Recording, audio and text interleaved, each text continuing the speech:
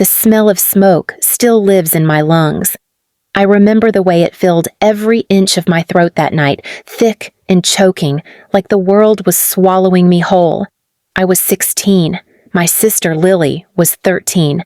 We were both asleep when the fire started, somewhere near the kitchen. Maybe a short circuit, maybe carelessness. I'll never know.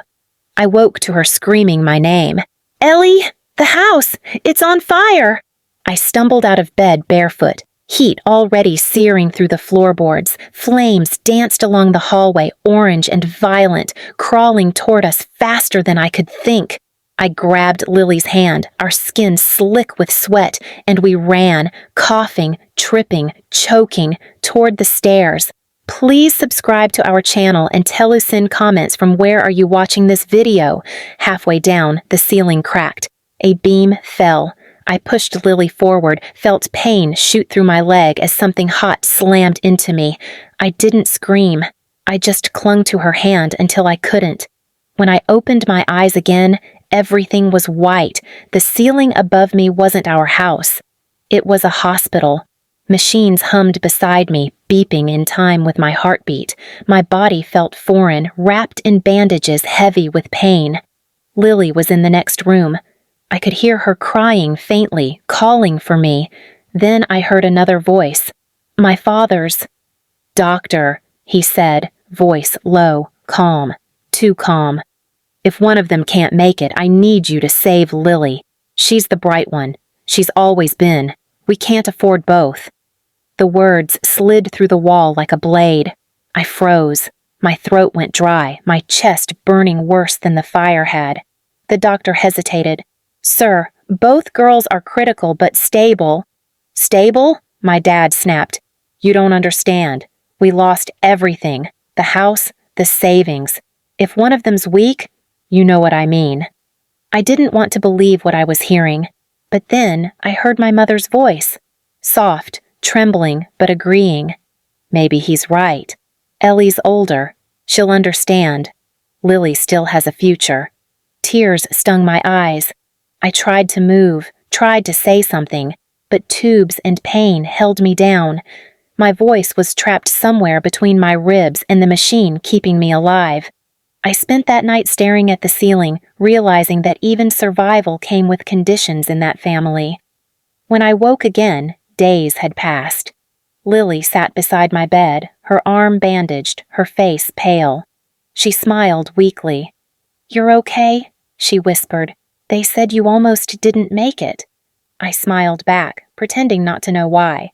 Over the next few weeks, the doctors spoke quietly around me, and my parents visited less. When they did come, they brought nothing. No flowers, no clothes, not even comfort. Just sighs and complaints. My dad once looked at my chart and muttered, "The bills for this one are higher than Lily's. Figures." My mom didn't even shush him. She just sat there, scrolling through her phone. When I was finally discharged, it wasn't a happy homecoming.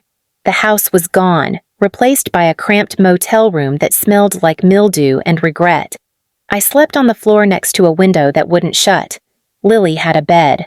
I didn't blame her. She was just a kid. But every time I looked at my parents, I saw the night they chose her over me. I saw their faces reflected in the fire, watching, calculating, deciding who was worth saving. I stopped talking much. I stopped asking for anything.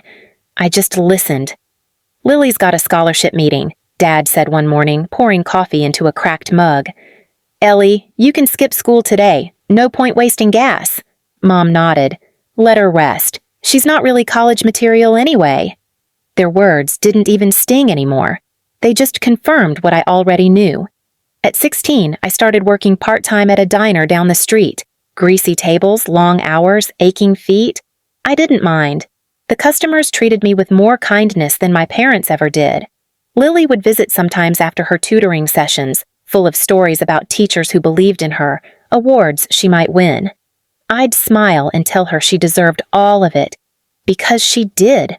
But deep down, a small voice whispered, they were saving her for a future built on my ashes.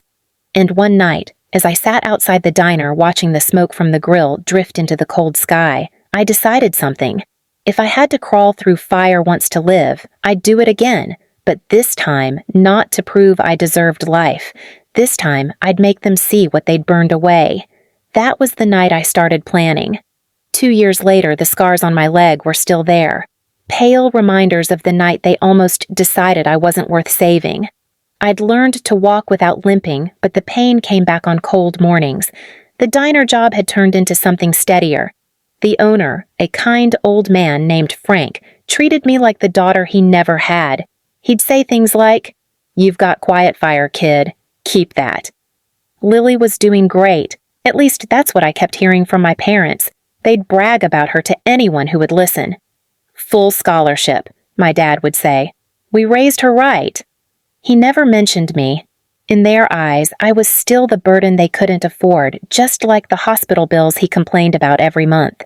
Sometimes I'd see Lily on social media, smiling, surrounded by friends, her caption always full of gratitude. "Thanks, Mom and Dad, for believing in me." I never corrected her. She didn't know what they said that night. She didn't hear "pull the plug." She still thought our parents were heroes. Then one day, they showed up at the diner. It was a Sunday morning, quiet except for the hiss of the coffee machine. I was refilling creamers when I saw them through the window. Dad in his usual work jacket, Mom in her pearls like she, was dressing for respect she no longer had. My stomach twisted. "Ellie," Dad said when they walked in, pretending surprise. "Didn't know you worked here." "Yes, you did," I said flatly. "You just never cared." He ignored that. We wanted to talk. Frank, sensing the tension, gave me a quick nod and stepped into the back. I folded my arms. What could we possibly have to talk about? Dad cleared his throat. "It's about Lily. She's been in an accident." My heart dropped. "What?" "She's in the hospital," Mom said, wiping fake tears from her eyes. "They said it's serious. She might need a donor." I didn't speak. The air felt heavy. Dad leaned forward. "The doctor says you're the best match." It was like déjà vu, the same sterile rooms, the same desperate tone, but this time, I wasn't the one dying. "So you came to me," I said quietly, "because now I'm useful?" Dad frowned. "Don't make this about you. We're talking about your sister. She has a future." The words hit me like ash in my lungs. A future. The same excuse they used to leave me behind. Mom grabbed my hand. "Ellie, please, we need you." I pulled my hand back. "No, you need a replacement organ. You don't get to ask for my blood after you wished it stopped pumping." Her face hardened. "You're being selfish." "Selfish?" I laughed, sharp and bitter. "You stood in a hospital and chose who got to live. You called the doctor and said I wasn't worth saving. And now you want me to save her?" Dad slammed his fist on the table, drawing glances from other customers. "We did what we had to do." I leaned forward, voice calm. "So will I." They didn't know what to do. For the first time, I saw fear in their eyes, not of losing Lily, but of losing control over me. "I'll think about it," I said finally, just to end it. "You'll hear from me soon." When they left, I went to the back room, closed the door, and cried harder than I had in years. I loved Lily. I truly did. None of this was her fault. But standing between their guilt and her innocence was a wound that hadn't healed since the night of the fire. That night, I visited the hospital. The hallway lights were soft and cold, the same smell of antiseptic pressing against my chest. Lily lay pale and quiet in the bed, wires running across her arms. I sat beside her, brushed her hair off her face, and whispered, "You were always the bright one, but they dimmed me to make you shine."